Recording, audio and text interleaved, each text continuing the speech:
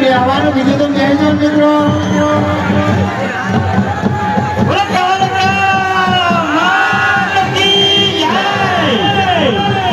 બોલો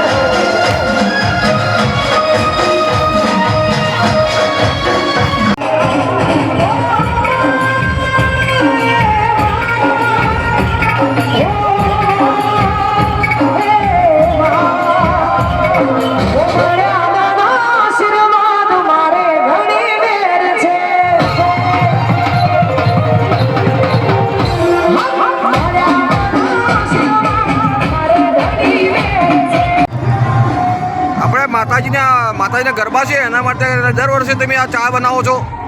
હા, છેલ્લા 12 વર્ષથી ચા બનાવું છું. દરેક ગામજનો મહેમાન દરેક માટે? દરેક આખા ગામમાં કોઈ પણ મહેમાન આવે, બહારનું આવે, ગામનું હોય, આજુબાજુ ચા સાથે બીજો નાસ્તો હોય છે કંઈ? નાસ્તો કરો. ગાંઠિયા અને કઢી. બરાબર. 5 થી 6 કિલો પર આવી દર વખત.